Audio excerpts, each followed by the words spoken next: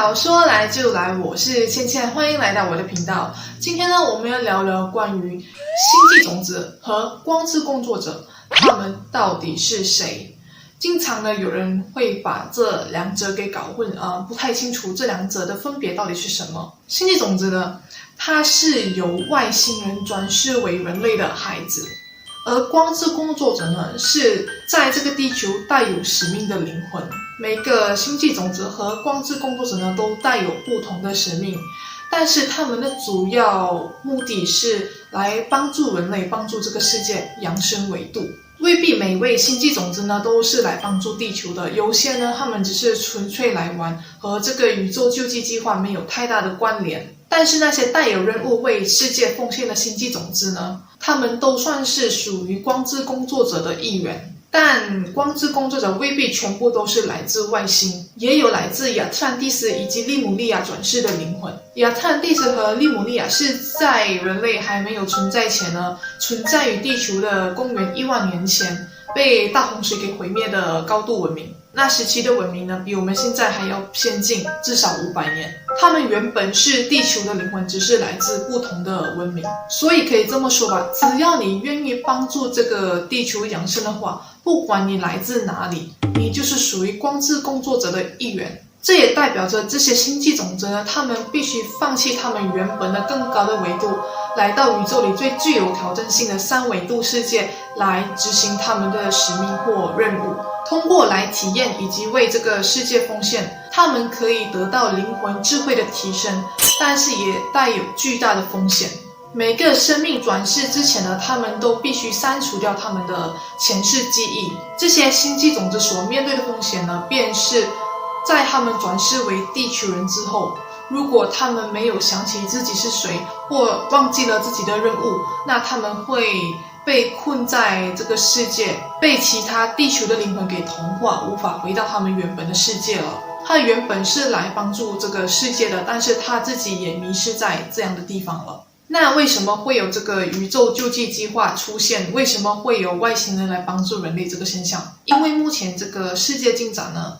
老实说走偏了，和当初灵魂来到这里的初衷原本的意义不一致。当初选择来3维度世界的灵魂呢，只是为了来体验物质世界的，但人忘记了自己是个灵魂，忘记了自己的源头，一直卡在这个地方，很多事哪里都去不了。本该初衷只是来玩来体验的，但却演变成灵魂被强迫性的轮回在同样的世界，这造成灵魂很痛苦。当灵魂离源头越来越远的时候，他们要想起自己是谁会变得越来越困难。一直认为自己仅仅是个普通的人类，不知道自己的潜质，不知道自己存在的意义是什么。这些在地球困住很多世的灵魂呢，他们前世带来的天性让他们越陷越深，执念越来越重，对地球的体制生存方式很是服从，特别的适应，但是却无法接纳超出3维度的事情。他们的灵魂已经待在地球太久了，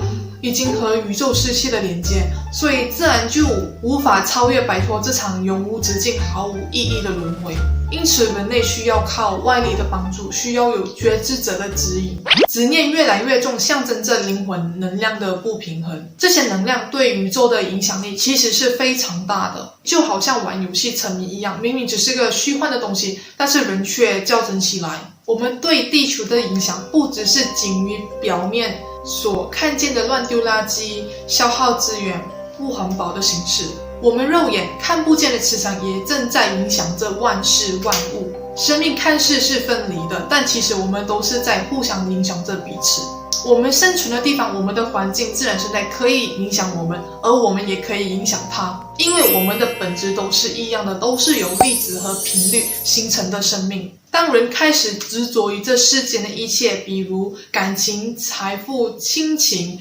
地位、权力等等，认为自己必须拥有这些东西的时候，恐惧也会产生，人会开始害怕失去。就好像当你拥有一辆车的时候，你就会开始担心它会被割光或者是被偷走，因为你执着于你自己所付出的努力，辛苦得来的丰盛，你已经投入了那么多的心力在得到它。但是你有没有发现到，这些东西是你死后带不走的，它看似属于你的，但它其实只属于三维世界的。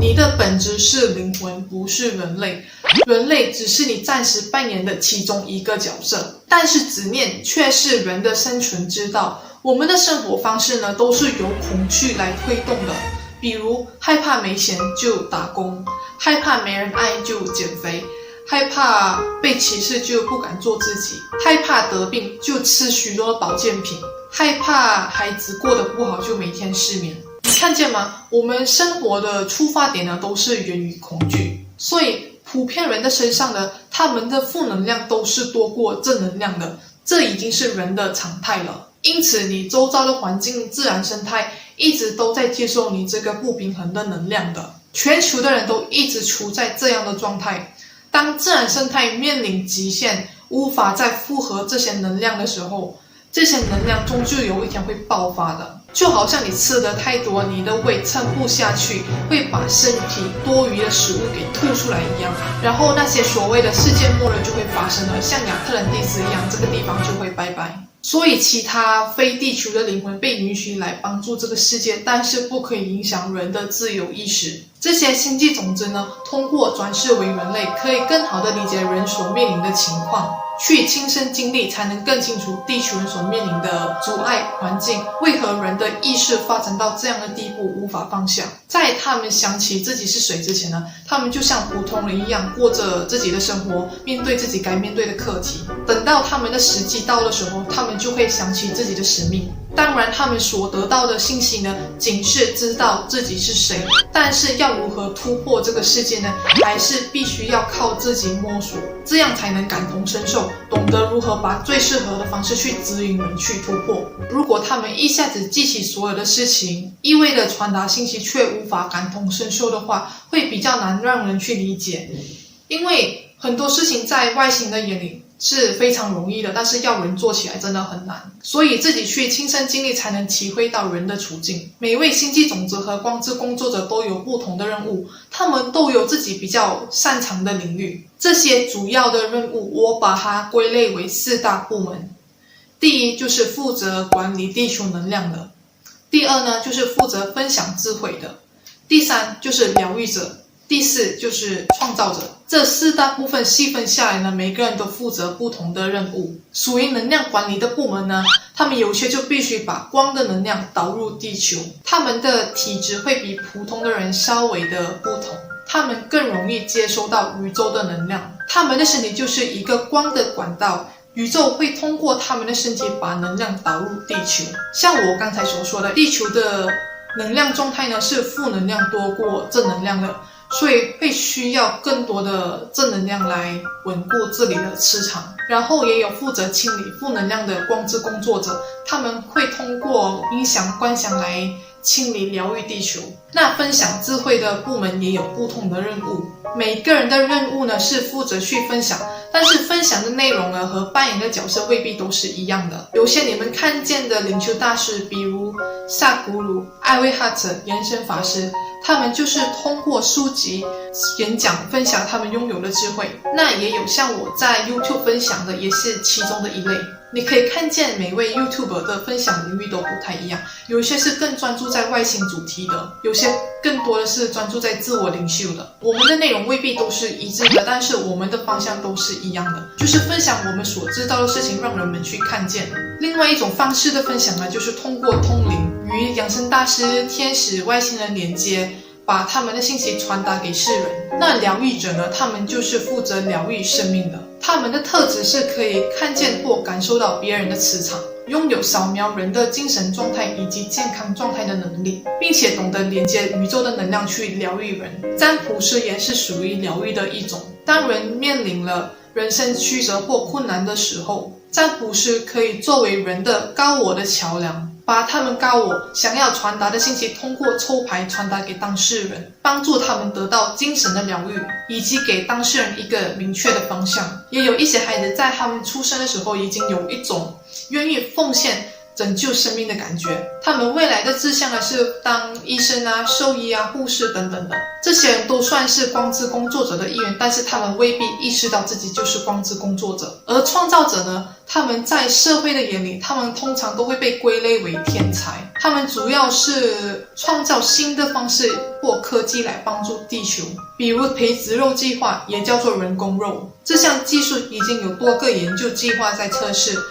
他们可以通过取得动物的肌肉细胞来产生肌肉组织，就是在不杀害生命的情况下可以吃到真实的肉。如果成功了，这会对全球的消耗资源的危机有很大的帮助。这些星际种子和光之工作者，他们无处不在，或许你或你身边的人呢，都有可能是带有使命的灵魂，只是你已经忘记了，或者是你的时机还没成熟。所以我会在下一集呢，会告诉你他们的特征，来让你们去更了解你自己到底是不是星际种子或光之工作者，请敬请期待。